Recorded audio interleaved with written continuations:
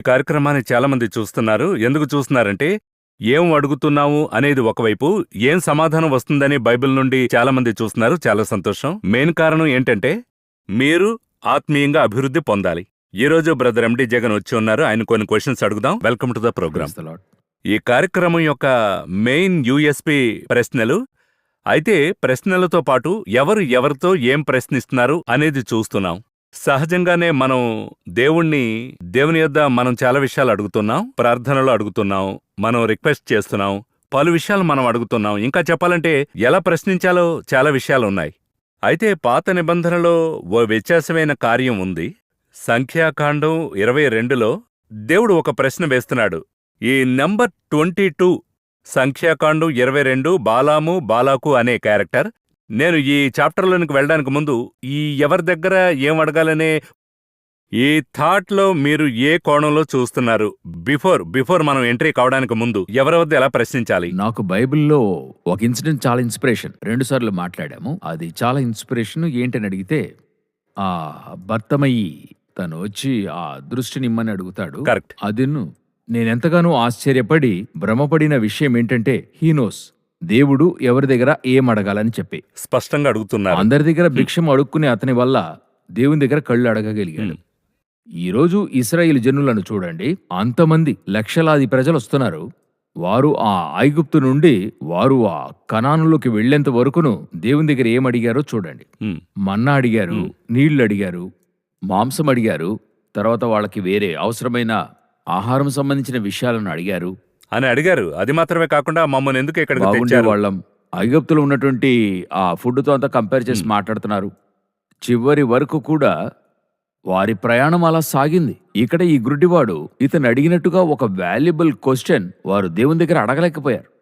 Valuable విషయాన్ని ఈ రోజు they are experiencing god's power. అవును, ముందుగానే చూశారు. అక్కడి నుండి వచ్చేప్పుడు ఒక 10 తెగుళ్లు ఐగుప్తీలకు కలిగింది చూసే వారు బయలుదేరారు.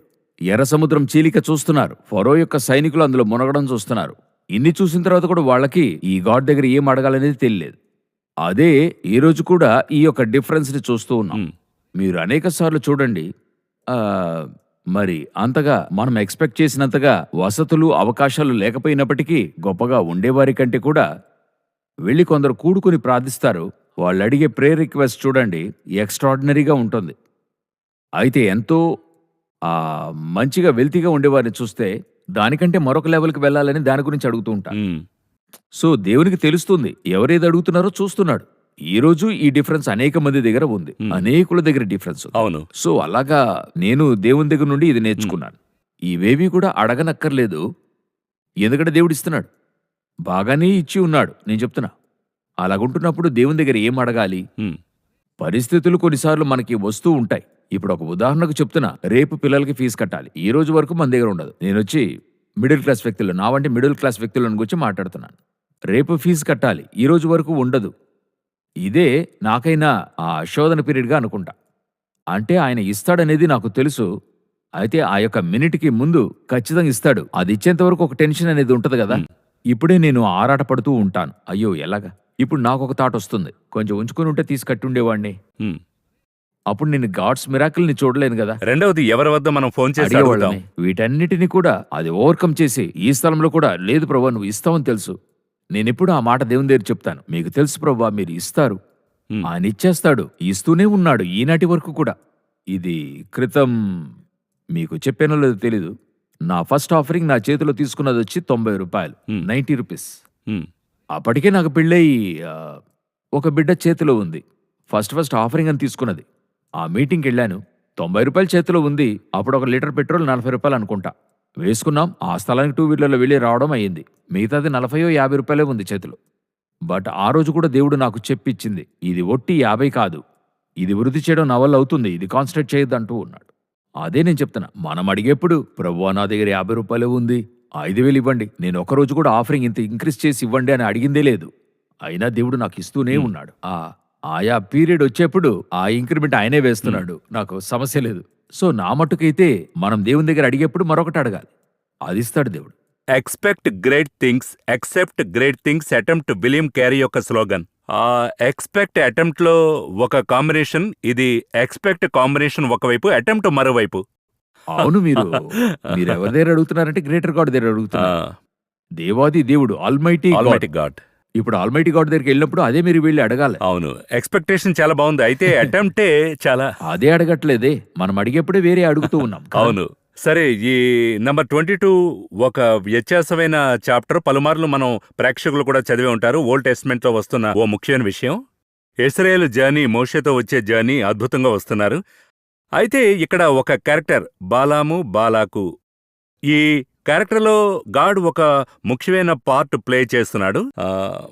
మరి ఇశ్రాయేలు జనాంగాన్ని కాపాడాలి. అట్ ద సేమ్ టైం పలు సమస్యలు వచ్చాయి. దీన్నెలా నడిపించాలి? అయితే ఒక విషయాన్ని చేయాలి. ఎలా ఈ క్యారెక్టర్‌ని మనం గ్రహించాలి? ఇదొచ్చి ఈ జర్నీ వచ్చి న్యూ టెస్టమెంట్ జర్నీ. ఆ. మరి దాని యొక్క షాడో ఇది. ఎప్పుడు అలాగ ఉంచుకునే అవును. చదవాలి. అలాగే ఓల్డ్ టెస్టమెంట్‌లో చదువుతున్నప్పుడు ఈ థాట్‌లో మనం టోటల్ ఓల్డ్ టెస్టమెంట్ అలాగే చదవాలి. ఆ! ఎందుకు నాకు ఇవ్వబడిందంటే ఇదొచ్చి ఒక షాడో. షాడో. దీని యొక్క ఒరిజినల్ వచ్చి క్రైస్ట్ న్యూ టెస్టమెంట్. హ్మ్. అందువల్ల యేసయ్య మరల చెప్తాడు, లేఖనములను పరిశోధించుచున్నారు, అవే నన్ను గూర్చి సాక్ష్యమిచ్చుచున్నవి. కరెక్ట్. నేనే పస్కా పశువును, నేనే కొట్టబడతాను. హ్మ్. ఆ రోజు ఆ ఐగుప్తు తొలిచూలు సంహారమైనట్టుగా పిశాచి తల నలగొట్టబడుతుంది. హ్మ్. మీరు విడుదలవుతారు. అటు తర్వాత బ్యాప్టిజం. వాళ్ళు ఆ నీళ్లలో నుండి ఆ ఎర్ర సముద్రం దాటి వస్తున్నారు. అదే 1 కొరింథీ 10లో ఆయన రాస్తున్నాడు. ఎవరు? పౌలు రాస్తున్నాడు. బ్యాప్టిజం. ఆ తర్వాత వచ్చిన తర్వాత పరిశుద్ధాత్మ అభిషేకం. ఆ సమయంలో ఆ రాత్రి అగ్నిస్తంభం, మేఘస్తంభం. పరిశుద్ధాత్మను గురించి వాక్యం చెప్తున్నప్పుడు ఆత్మచేత అగ్ని చేతనే ఉంటుంది. ఈ రెండు కాన్సెప్ట్. అటు తర్వాత కమ్యూనియన్. ఏది? మన్నాను, బండ నుండి నీరు. ఇందులో ఏది కూడా నా స్వంతంగా చెప్పడం లేదు. 1 కొరింథీయులకు 10లో ఈ ఎక్స్ప్లెనేషన్ ఆయన ఇచ్చాడు. సో ఇవన్నీ కూడా న్యూ టెస్టిమెంట్కి అయినటువంటి ఒక గుర్తు, రిఫ్లెక్షన్. రిఫ్లెక్షన్. అది ఇది మీరు కంపేర్ చేసి చదివితేనే అర్థమవుతుంది. అప్పుడు ఇందులో బాలాకు లోనికి వస్తున్నాడు, అవును. ఆ బిలాము లోనికి వస్తున్నాడు. హ్మ్. దీనిని ఎక్కడ బైబిల్ కనెక్ట్ చేస్తుందని చూస్తే న్యూ టెస్టిమెంట్ లో రెవల్యూషన్లో హ్మ్. దేవుడు పెర్గము సంఘముతో మాట్లాడుతూ చెప్తాడు, బిలాము బోధన అనుసరించు వారు నీలో ఉన్నారు. బా రెవల్యూషన్ వరకు వెళుతుంది చూడండి. అవును. ఈ బిలామును గురించి ఎందుకు ఇక్కడ చెప్పబడిందని చూస్తే చర్చ్ కాలంలో బిలాం స్పిరిట్ వస్తుంది. హ్మ్. ఆ స్పిరిట్ వచ్చి లోనికి వస్తుంది. అది ఇక్కడ చదివేప్పుడే అర్థం చేసుకోవాలి. ఆ స్పిరిట్ వస్తున్నప్పుడు ఆ డాక్టరీన్ లోనికి రావాలి. హ్మ్. ఆ డాక్టరీన్ వచ్చి ఏం చేయబోతుంది, ఆ డాక్టరీన్ ని ఎలాగ అధిగమించాలి, ఓవర్కమ్. రెవల్యూషన్ లో ఉండేది అదే ఇక్కడ ఇవ్వడం జరిగింది. దీనికి ఎంత ప్రీ ప్లాన్డ్ గా పరిశుద్ధాత్మ ఎంత అందంగా ఉంచాడో గమనించండి. మనం లేన్ చేయాలి. ఇన్స్టెంట్ మీరు చదివి ఇందులో ఎలాగ మీరు ఓవర్కమ్ చేయొచ్చు అని చెప్పిస్తూ ఉన్నాడు. ఇప్పుడు రెవల్యూషన్ కి వెళ్లి అక్కడ పెర్గము సంఘాన్ని చూసినట్టయితే బిలాము ఉపదేశం నీలోకి వచ్చింది అంటాడు. అది ఓవర్కమ్ చేయమని చెప్తాడు. అది ఓవర్కమ్ చేయడానికైనా మెథడ్ ఎక్కడుంది, ఫార్ములా ఎక్కడుంది, ఆ సొల్యూషన్ ఎక్కడుంది అంటే ఇక్కడ ఉంది. సమస్య చెప్తున్నాడు, పరిష్కారం చెప్తున్నాడు, ఎలా ఓవర్కమ్ చేయాలో చెప్తున్నాడు. ఇప్పుడు ఇవన్నీ అడుగుతున్నాం. సమస్య ఏంటంటే మనం చెయ్యాలి. మీరు చెప్పేరే attempt, Attempt. That is very important కదా. అన్నీ అడుగుతున్నాం, బాగుంది అంటున్నారు. రైట్. అయితే చెయ్యాలి. ఇప్పుడు ఆ ఎండ్ లో 100 మీటర్స్ పరిగెత్తేప్పుడు ఎండ్లో ఒక పోస్ట్ ఉంటుంది. అది రీచ్ అయితేనే కదా గోల్డ్ మెడల్. ఇక్కడ ప్రాక్టీస్ ఇవ్వడం అయింది. ఒలింపిక్ కి వెళ్ళాడు, షూ వేశాడు, అన్ని వేశాడు. పేల్చితే పరిగెత్తాలి కదా. హ్మ్. నేను పెద్దవాడిని, నేను అందరితో పరిగెత్తను, వేరుగానే పరిగెత్తుతా. నేను వెనకే పరిగెత్తానంటే సరి అవుతుందా? లేక నా ఇష్టం వచ్చినట్టే పరిగెత్తానంటే సరిపోతుందా? అక్కడే ఇక ఉండాలి. అక్కడే ఉండిపోవాలి. ఈ రోజు అనేక మంది కూర్చుని దేవుడు చేయనివ్వు, తర్వాత నేను వస్తానని చెప్పేవాళ్ళు ఉంటారు. దేవుడు వారిని ఒకరోజు కూడా ఆశీర్వదించేది లేదు. గాడ్ మన దగ్గర ఫస్ట్ స్టెప్ ఎక్స్పెక్ట్ చేస్తాడు, సెకండ్ స్టెప్ ఆయన తీసుకుంటాడు. అయితే మీరు ఫస్ట్ స్టెప్ వేసేంత వరకు రెండో స్టెప్ వేయలేరు. ఇక్కడ చాలా విషయాలున్నాయి బ్రదర్. ఈ రెవల్యూషన్ కనెక్ట్ చేయడం ఎంత బేస్ ఉందో చూడండి. అది పద్మాస్ ద్వీపంలో జాన్కి ఈ విషయం చెప్తున్నాడు. అక్కడ పిలయామును గురించి లింక్ చేస్తున్నాడు. గమనించండి. చూడండి, దేవుడు లింక్ చేస్తున్నప్పుడు అప్పుడు అల్మైటీ గాడ్ ని చూస్తే ఎలా ఉంచాడో చూడండి.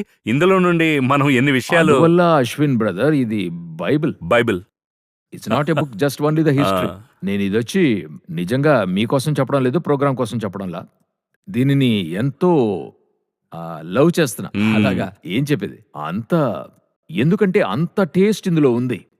తెలియకుండా నాకు ఇన్ని రోజులు టైంని వేస్ట్ చేసామేమో, లేదంటే ఇది చదవడానికి ఇప్పుడే నాకు ఏదో చెప్తారు కదా, ఎల్కేజీలో కిండర్ గార్డెన్ స్టార్ట్ అయ్యి అవును. ఒక పీరియడ్ లోనే కదా మీకు టేబుల్స్ చెప్పిస్తారు, ఒక పీరియడ్ లోనే అల్జీబ్రా, ట్రిగ్నోమెట్రీ చెప్పిస్తారు. ఆ విధంగా ఈ చెప్పివ్వడానికి ఇప్పుడు నేను పరిపక్వం కావడానికి దాదాపు 30 సంవత్సరాలు అయింది. అదే నేను యోచిస్తున్నా, మనం ఎంతగా అంతేకాకుండా slow గా ఉన్నాం. చాలా మంది యంగ్స్టర్స్ చూస్తున్నారు. శీఘ్రంగా వారు దీన్ని క్యాచ్ చేశారంటే ఎంత మంచిదో చూడండి. అదే ఇప్పుడు మనము డిగ్ చేసి ఒక మ్మ్. 10 అడుగులు లోతు అవును. తీసామనుకోండి, ఇక్కడ నుండి వారు వెళ్ళినట్టయితే మరొక 10 ఫీట్ వాళ్ళు త్రవ్వి తీయచ్చు. ఇంకా ఎంతో they don't need to start with new place for the 10 feet. ఆ, వాళ్ళు ఇక్కడ నుండి వెళ్ళొచ్చు. అవును. ఇక్కడ నుండి ఏం చెప్తున్నాడు? అప్పుడు ఇక్కడ నుండి వెళితే ఇంతకంటే ట్రెషర్ లోన ఉంటుంది. ఒక 2000 సంవత్సరాలుగా 4000 సంవత్సరాలుగా ఈ బైబిల్ మాట్లాడుతూ ఉంది. ఇప్పుడు రీసెంట్ డేస్ లో ఒక్కొక్క విషయం ఎంతో సూక్ష్మంగా. మ్మ్. ఇప్పుడు మీరు ఆ 22 చదివారు అవును. కదా, బిలాము యొక్క కార్యములు. సాధారణంగా దేవుని క్వశ్చన్ అడుగుతాం కదా. అవును. నేను చూశాను, గాడ్ కొన్ని చోట్లలో మనుషుల్ని క్వశ్చన్ అడుగుతాడు. అందులోని క్వశ్చన్ అక్కడ ఉంది, వెరీ అవును, ఇంపార్టెంట్. చాలా డిఫరెంట్ గా ఉంది. ఇందులోనికి మనం పెడదాం. ఇప్పుడు బాలాము, బాలాకు రెండు ఓ వ్యత్యాసమైన క్యారెక్టర్స్. ఇందులో ఈ ప్రాఫిట్ వచ్చి హీఈస్ నాట్ ఏ ఇజ్రాయలైట్. చాలా యూనిక్ గా Very ఉంది. unique. ఎలా దేవుణ్ణి అర్థం చేసుకోవాలి, ఇవన్నీ చదువుతూ ఉంటే గాడ్స్ నేచర్ ఉంది. ఎలా మనం దీన్ని చూడాలి? ఓల్డ్గా మీరు చూసినట్లయితే మ్మ్. ఇప్పుడు మనకి డెమోక్రసీ రాక ముందు అవును. ఇక్కడ కింగ్డమ్ రూల్ ఉండింది. Kingdom rule is entirely different. అటు తర్వాత British rule is entirely different. అందులో నుండి ఇండియన్ రూల్ ఐపీసీలోకి వచ్చాం. అవును. అలా ఒక్కొక్కటి వచ్చినప్పుడు మరొక వెర్షన్కి వెళ్ళిపోయాం. ఇంతకు ముందు ఒక వర్షన్ ఉండింది కదా, ఆ సమయంలో ధర్మశాస్త్రం ఇంకా రాలేదు. మ్మ్. ధర్మశాస్త్రం ఇప్పుడే స్టార్ట్ అయింది. మ్మ్. ధర్మశాస్త్రము అల్లా ఆ ఇస్రాయేల్కి ఇస్తున్నాడు యాత్రలో. మరి అంతకుముందు లా లేని పీరియడ్ అనేది ఉండింది. మ్మ్. ఒక 2000 ఇయర్స్ ఉంది. ఈ 2000 ఇయర్స్లోనే యోబు ఉండాడు. మ్మ్. ఈ 2000 ఇయర్స్లో అబ్రహాం ఉండాడు. ఈ 2000 ఇయర్స్లో ఐసెక్ ఉండాడు, జాకబ్ ఉండాడు, నోహు ఉండాడు, హానోక్ ఉండాడు, బిలాము ఉన్నాడు. వీళ్ళందరూ 2000 ఇయర్స్లో గాడ్కైన పర్సన్స్. మ్మ్. ఇస్రాయేల్ ఇంకా ఏర్పడలేదు. మ్మ్. ఇంకా ఏర్పడలేదంటే వాళ్ళు ఆ యొక్క యాకోబుకి ఇస్రాయేల్ అనే పేరు పెట్టి వాళ్ళు ఒక దేశంగా ఇంకా ఫామ్ కాల. ఆ 2000 ఇయర్స్లో ఉండేటువంటి జెంటైల్సే వీళ్ళందరూ కూడా ఇస్రాయేలు కానివారు. మ్మ్. ఆ గ్రూప్లోనే బిలాము ఉన్నాడు. అప్పుడు బిలాముకి దేవుడు తెలిసి ఉన్నాడు చూడండి. He knows. గాడ్ ఆయన్ని చూస్ చేసి ఉన్నాడు. మ్మ్. అందులో గొప్ప విషయం ఏంటని అడిగితే, బిలాము శపిస్తే అది శాపం, బిలాము ఆశీర్వదిస్తే ఆశీర్వాదం. అంతవరకు దేవుడు అతన్ని అంగీకరిస్తున్నాడు అలా అనుకుందామా? అవును. గాడ్ ఆల్సో ఆథరైజెస్ అని అందామా? అవును. అలాగంటే బిలాము ఏ బేసిస్ లో దేవునితో అలాగుండుంటాడు? అవును. నేను గాడ్ యొక్క ప్రాఫెట్, నేను అలా చెప్పుకోవచ్చు కదా. ఎందుకంటే నాకు క్రైస్ట్ తెలుసు, క్రైస్ట్ని అంగీకరించాను, ఎందుకంటే ఆయన రక్షించాడు. అందువల్ల నేను గాడ్స్ ప్రాఫెట్. అతను ఏ బేసిస్ లో ప్రాఫెట్, మ్మ్. ఏ బేసిస్ లో అయింటాడు? ఇప్పుడు యోబు మరి బలులు అర్పిస్తున్నాడు పిల్లల కోసం, ఆ బలిపీఠం కడుతున్నాడు, పశువులను వధిస్తున్నాడు. అది దేని ఆధారంగా? ఎందుకంటే నిబంధన రాలేదు కదా, ధర్మశాస్త్రం లేదు కదా. ఆయనకి ఎలాగ ఈ థాట్ వచ్చింది? అవునా? అదే విధంగా బిలాం వచ్చి ఈ లా అనేది ప్రాఫిట్ గానే లా రావాలి కదా, ఇలాగే ప్రాఫిట్ ఉండాలని. అవన్నీ రాకముందే అతను ప్రాఫిట్. ఇంకా చెప్పాలంటే ఈ లా రాయించడం వీళ్ళతోనే రాయిస్తున్నాడు దేవుడు. తర్వాత రోజుల్లో ఒక ఉదాహరణ చెప్తాను. ఇది ఎలాగనేది వీళ్ళకి డౌట్ రాకూడదు. విశ్వాస నిబంధన అనేది ఉంది. నిరీక్షింపబడు వాటి యొక్క నిజ స్వరూపమును, అదృశ్యమైన వాటి రుజువు. మనం ఇప్పుడు అబ్రహామును విశ్వాసమునకు తండ్రి అంటున్నాం కదా, అవునా? అయితే ఈ లా రాయబడలేదు అబ్రహాము కాలంలో. మ్మ్. నిరీక్షింపబడు వాటి విషయమై ఇక్కడ మనం చూస్తున్నాం. మ్మ్. అయితే ఆ నిబంధన ప్రకారంగా జీవించాడు. అతనికి ఏ బేస్ లేకుండా గ్రహించాడు ఆ పాయింట్ ని. అవును, ఒక ఇంట్రెస్టింగ్ టిట్ బిట్స్ లాగా మీరు చూడండి. మ్మ్. 15th చాప్టర్ ఆఫ్ జెనిసిస్ లో మ్మ్. ఆదికాండం 15వ అధ్యాయంలో అబ్రహాంతో దేవుడు మాట్లాడుతున్నాడు. నీ సంతతి ఆకాశంలోని నక్షత్రం వలె ఉంటుంది అని చెప్పాడు ఓ కదా. పెద్ద ప్రామిస్ ఇస్తున్నాడు. ఆ ప్రామిస్ ఇవ్వకముందు మరొక ఓడి చెప్తాడు. మ్మ్. అతను గుడారం లోపల ఉంటాడు, గుడారము నుండి బయటికి వచ్చి అని ఉంటుంది. తను బయటికి వచ్చాడు. ఆకాశమును తేరిచూడు, అక్కడ ఆ అవును. చోట మిమ్మల్ని ఉంచుకోండి, మ్మ్. తేరిచూడు. ఇక్కడ మిమ్మల్ని చూసి చెప్తున్నాడు, ఆ ఆకాశాన్ని తెరిచూడు, నీ సంతతి ఈ విధంగా ఉంటది అన్న వెంటనే ఇప్పుడు మీరు ఆకాశంలోకి చూస్తున్నారు. మీరు నక్షత్రాలు లెక్కించగలరా? లేదు. లెక్కించలేరుగా. ఇప్పుడు మీరు అది యాక్సెప్ట్ చేస్తారా? చెప్పేది గాడ్, మ్మ్. మిమ్మల్ని నడిపించే గాడ్. యాక్సెప్ట్ చేస్తారా చేయరా? ఆ, దేవుడు చెప్పాడు. యాక్సెప్ట్ చేస్తారు కదా. అయితే బైబిల్ చెప్తుంది, అతడు విశ్వసించాడు, నీతిగా ఎంచాడు. మీరు విశ్వసిస్తున్నారుగా. ఇందులో ఏంటి నీతి ఉంది? మ్మ్. అందులో ఒక రైటియస్నెస్ ఏది ఉందని చూసినట్లయితే క్రింద అలా చదువుకుంటూ వస్తే అబ్రహాం దగ్గర ఇది ఎలా జరుగుతుంది, ఇది ఎలా జరుగుతుంది అన్నందుకో నీకు కన్ఫర్మేషన్ ఇస్తాను. ఎలాగ కన్ఫర్మేషన్ అంటే, నువ్వు వెళ్ళి నాకు బలి అర్పించు, గొర్రెనివ్వు, పొట్టేలునివ్వు, ఇవన్నీ కూడా ఆయన చెప్తాడు. ఇప్పుడు అబ్రహాం ఇవన్నీ రెడీ చేస్తున్నాడు. రెడీ కూడా చేశాడు. రెడీ చేసి ముగించిన తర్వాత ఆ ఆల్టర్ కట్టి ఆల్టర్లోనే అది పెడతాడు. వాక్యం చెప్తుంది, అదే చాలా ఇంపార్టెంట్. వాక్యం ఏం చెప్తుంది? సూర్యుడు అస్తమించినప్పుడు అని ఉంటది. అంటే ఈవినింగ్ అవుతున్నప్పుడు అని అర్థం. అప్పుడు అంతకుముందు జరిగిన సంభవాలు డేలో. డేలో. ఇప్పుడు ఆకాశాన్ని తేరి చూడమన్నప్పుడు నక్షత్రం కనబడుతుందా? తెలీదు. అతడది విశ్వసించాడు. హ్మ్. ఇప్పుడు విశ్వాస నిబంధనను చెప్పి చూడండి. నిరీక్షించు వాటి నిజస్వరూపం, హ్మ్. అదృశ్యమైన వాటిపై రుజువు. నా కంటికి కనబడదు, అయితే నిశ్చయం నక్షత్రం అక్కడుంది. హ్మ్. అయితే చెప్పేది గాఢని నేను నమ్ముతున్నా. ఈ నిబంధన 4000 సంవత్సరాల తర్వాత రాయబడుతుంది. హ్మ్. అయితే 4000 సంవత్సరాల ముందు చేసింది ఎవరు? వీరందరూ నిబంధన రాకముందు ఎగ్జాంపుల్స్ వీళ్ళు. హ్మ్. ఆ నిబంధన ఇతనిని బట్టే రాయొచ్చు. హ్మ్. అదే నేను చెప్తున్నాను. చూడు, అబ్రహాం చేసున్నాడు. 2000 సంవత్సరాల తర్వాతే కదా నిబంధన వచ్చింది. అవును, నిబంధన రాకముందే అటువంటి జీవితాన్ని జీవించాడు అతను. అటువంటి ఒక వ్యక్తే బిలాం. Expect and attempt. అవును, అర్థమైంది. చూడ్డానికి రాకముందే నమ్ముతున్నాడు, విశ్వసించుచున్నాడు, విధేయతలో చూపించాడు. అలాంటి అబ్రహం క్యారెక్టర్ని దేని గురించి మాట్లాడుతున్నావు? అవును, అతను కంటితో చూడలేదు. చూడలేదు. పట్ట పగలది. హ్మ్. బయటకొచ్చి చూడమని చెప్తే ఏంటో ఒక నక్షత్రమే కనపడదు. సూర్యుని చూడమంటే కూడా ఒక న్యాయంగా ఉంటుంది. హ్మ్. నక్షత్రం లెక్కించగలడా? చూస్తే ఏం తెలుస్తుంది? ఏం తెలీదు. అది అతను విశ్వసించాడు. నా కంటికి తెలియలేదు ప్రవ్వా, అయితే నక్షత్రం అక్కడుంది. హ్మ్. నాకు తెలుసు. కాని ఆ విధంగా మారుతుందని చెప్తున్నారే. ఇప్పుడు అబ్రహాంతో చెప్పిన దాని యొక్క స్పిరిచువల్ థాట్ చెప్తే అది ఎట్లాగే వెళ్తుంది. స్పిరిచువల్ థాట్ చెప్తే అబ్రహాం కన్నులు చూడలేదు, నక్షత్రం ఉంది, దేవుడు చెప్పాడు. అవునా? క్రైస్తవ వల్ల ఏర్పడేటువంటిదైనా ఆ సమూహాన్ని దేవుడు చెప్తున్నాడు. ఎందుకంటే గలతీలో చెప్తున్నప్పుడు ఆ సంతతి క్రీస్తే. ఇప్పుడు క్రైస్తు యొక్క సంతతిగా నక్షత్రములుగా మనం ఉన్నాం. మనం అటువంటి జ్యోతుల వలె ప్రకాశించే వారమని బైబిల్ చెప్తుంది. ఆకాశ నక్షత్రముల వలె ఉన్నాం. ఇప్పుడు అబ్రహాం మనల్ని చూశాడా? హ్మ్. శరీరంతో చూశాడా? హ్మ్. అతని కళ్ళు చూడలేదుగా. హ్మ్. మనల్ని చూడలేదు కదా, ఆయన చనిపోయాడు కదా. హ్మ్. అయితే ఆయన అది విశ్వసించాడు, ఇటువంటి సమూహం వస్తుందని. హ్మ్. సో లిటరల్ గాను అది ప్రూఫ్ అవుతుంది, జరుగుతుందట్లే. సో అటువంటి ఒక ప్రాఫిట్ బిలాం. గొప్ప విషయం. అదేమంటే లైట్గా ఉంది ఈ ప్రాఫిట్ అవును. విషయం.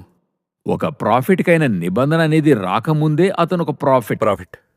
అది ఇస్రాయేల్ పర్సన్ కాదు, out side out person. Side person. అందులో మరీ ప్రముఖమైంది. Hmm.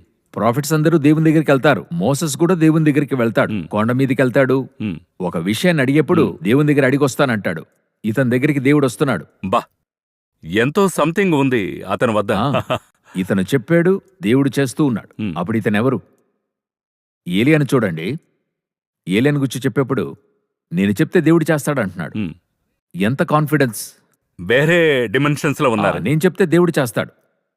అది వర్షం ఆగిపో అంటే ఆగిపోతుంది. ఆగుతుంది, వర్షం రమ్మంటే వస్తుంది, అగ్ని దిగమంటే దిగుతుంది, ఆకాశం నుండి అగ్ని దిగుతుంది. 3.5 సంవత్సరాలకి వర్షం కురియలేదు. అటు తర్వాత వర్షం రమ్మంటే వస్తుంది. ఇది ఏంటి? మీరు ఈరోజు స్విచ్ ఆఫ్ చేయమంటే కూడా అది 2 సెకండ్లు అవుతుంది మనకి. అంతవరకు దీన్ని ఆనర్ చేస్తున్నాడు. అతని నోటి నుండి వచ్చే మాటకి హెవెన్ అంత కాన్సన్ట్రేటెడ్గా ఉంది. హ్మ్. అతనేదో చెప్తున్నాడు. హ్మ్. అటువంటి ఒక వ్యక్తే బిలాం.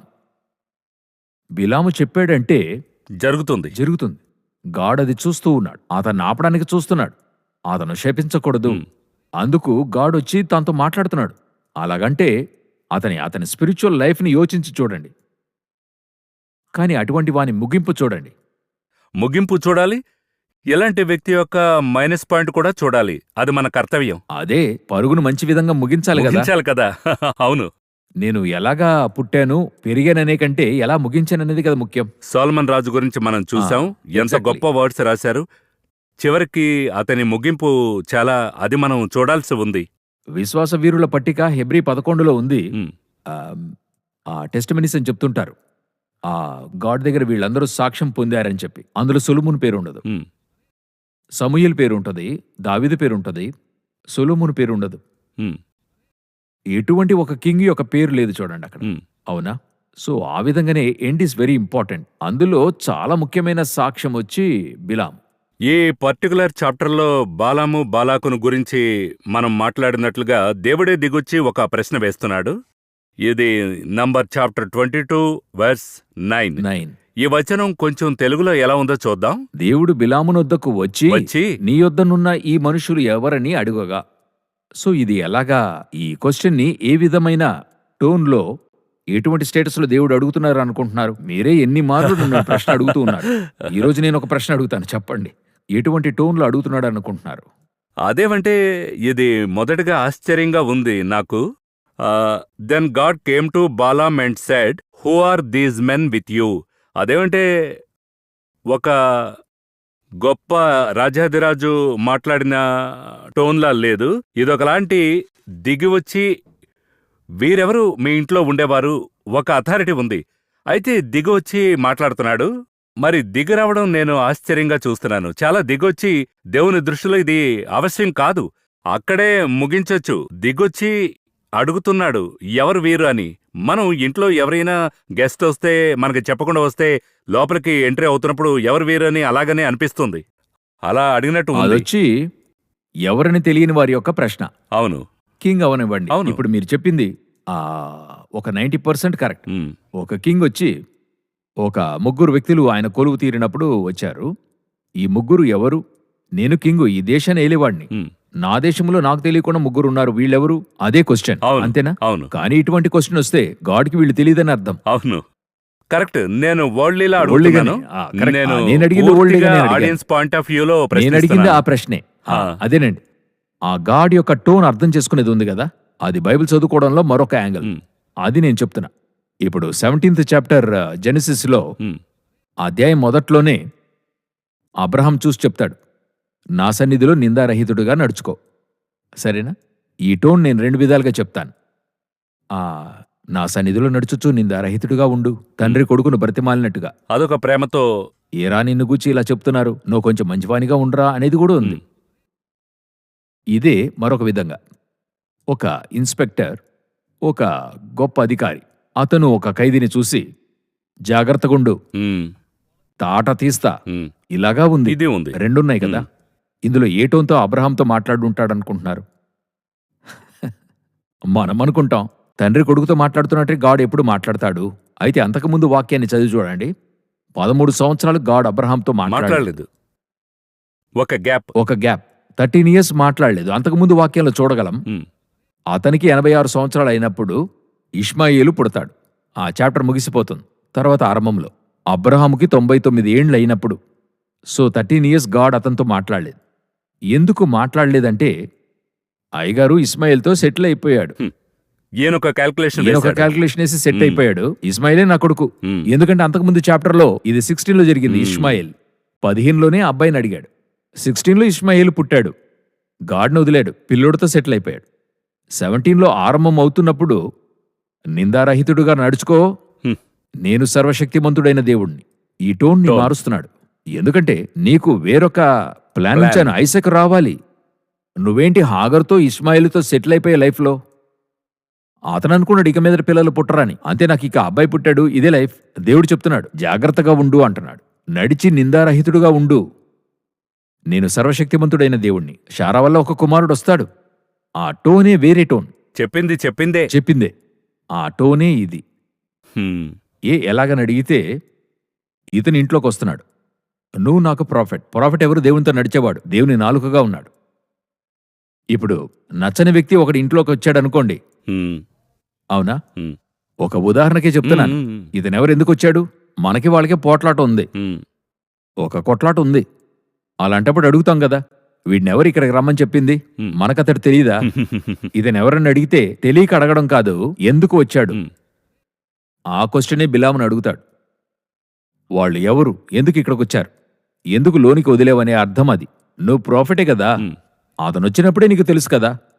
ఎందుకొచ్చారో కూడా తెలుసు. ఎందుకొచ్చాడో తెలుసు కదా నీకు. అతనెవరు, ఎందుకొచ్చాడు అన్న వెంటనే ఇతను దేవుని దగ్గర ఎక్స్ప్లెయిన్ చేస్తున్నాడు. ఈ విధంగా వాళ్ళు ఒక సమూహాన్ని శపించమంటున్నాడు. ఇప్పుడు ఇతనికి ఆ సమూహం గురించి తెలీదు. ఇతనితో చెప్తున్నాడు, ఆ సమూహాన్ని ఏం చేయొద్దు, శపించొద్దు, వారు నాకు చెందినటువంటి వారని చెప్తాడు. మరుసటి రోజు లేచి వారిని పంపుతాడు. సరియా? బిలాము పతనానికైన కారణాన్ని చెప్తున్నాను. పలు సమయాలలో గాడ్ మాట్లాడుతున్నటువంటి టోన్లోనే కనిపెట్టేయాలి. అదే దేవుని తెలుసుకునేటువంటి జ్ఞానం. ఏలియాని చూడండి. ఏలియా ఒక గుహలో ఉంటాడు. గాడ్ చెప్తాడు, వెలుపలికి రా, నాకు ముందర వచ్చి నిలువు. అప్పుడు ఏలియా ఏం చేయాలి? రాడు. బాగా గమనించండి, రాడు. వాక్యం చెప్తుంది, గొప్ప భూకంపము ఏర్పడింది, అందులో దేవుడు లేడు. ఏలియా ఇంకా రాలేదు. బలమైన పెనుగాలి లేస్తుంది, అందులో దేవుడు లేడు. ఏలియా ఇంకా బయటికి రాలా. మెరుపు పుడుతుంది, అందులో దేవుడు లేడు. ఏలియా బయటికి రాలా. తరువాత నిమ్మళమైన స్వరం వినపడుతుంది. అప్పుడు ఏలియా ముఖము కప్పుకొని బయటికొస్తాడు. ఇప్పుడు ఏలియాకి ఏంటి సమస్య అంటే తప్పు చేశామన్నది తెలిసిపోయింది. నేను ప్రాఫెట్, హ్మ్. తప్పు చేశాను తెలిసిపోయింది. హ్మ్. సార్ టెన్షన్గా ఉన్నారు. ఫస్ట్ బలమైన పెనుగాలి. ఈ మైండ్లో గాడ్ ఉన్నాడా అంటే లేదు, అది వెళ్ళిపోయింది. కాబట్టి ఇప్పుడు గాడ్ ఆ మైండ్లో లేడు. తర్వాత భూకంపము. ఆ మైండ్లో ఉన్నాడా? అందులో గాడ్ లేడు, ఆ మైండ్లో లేడు. భయంకరమైన మెరుపు, అందులో ఉన్నాడా? అందులోనూ లేడు. ఇప్పుడు మెల్లని స్వరం, మైల్డ్ వాయిస్. ఇప్పుడు ఏలియాకు తెలుస్తుంది సార్ నార్మల్గా ఉన్నారు. ఇదే దేవుని తెలుసుకునే జ్ఞానం. దేవుడు ఎలాగున్నాడనేది అది బిలాముకు తెలియాలా లేదా? ఖచ్చితంగా తెలిసి ఉండాలి. తెలిసుండాలి. ఆ టోన్లో తెలిసి ఉండాలి కదా. ఖచ్చితంగా తెలిసి ఉండాలి. ఖచ్చితంగా అతడు రీడ్ చేశాడు. ఈరోజు ఈ దేవుని తెలుసుకునే జ్ఞానము లేని కారణం వల్ల హ్మ్. గాడ్ మనతో ఏం చెప్పదలుస్తున్నాడు, ఏం అడుగుతున్నాడనేదే మనకు తెలియలేదు. ఎలాంటి టోన్తో ఏ మాట్లాడుతున్నాడు? టోన్లో అడుగుతున్నాడు? కొన్నిసార్లు కొన్ని సిమ్టమ్స్ తెలుపుతూ ఉంటాడు, కొన్ని సూచనలు. అవి కూడా మనం సీరియస్గా తీసుకోవడం లేదే. కొన్ని స్థలాలకు వెళ్ళొద్దు, కొందరితో స్నేహము చేయొద్దు, కొంతమంది వ్యక్తులను నీతో కలుపుకోవద్దు, వారితో కొంచెం వేరుగా అవును. ఉండు. బట్ మనము వారితో ఏదో ఒక రీజన్తో కలుస్తాం. ఇదే బిలాము పతనం. వరల్డ్లీ రీజన్లో లాక్ అవుతుంది. ఓన్లీ రీజన్ బిలాముకి బాలాకు యొక్క ఆశీర్వాదం మెయిన్ అనిపిస్తుంది. అదే ఇక్కడ పతనానికి కారణమై ఉంది. చాలా విషయాలు ఇప్పుడే మనం ప్రారంభించాం. ఇందులోని ప్రారంభం ఏమంటే ఇప్పుడే మనం ప్రారంభించినట్లుంది, ప్రోగ్రామే స్టార్ట్ అయినట్లుంది. అయితే ప్రోగ్రాం ముగింపుకొచ్చింది. మరి ఇందులో పలు ప్రశ్నలు ఉన్నాయి. ఈ కార్యక్రమం పేరు చాలా ఇంట్రెస్టింగ్గా ఉంది. అందుకనే ఇలాగే ముగించరాదు.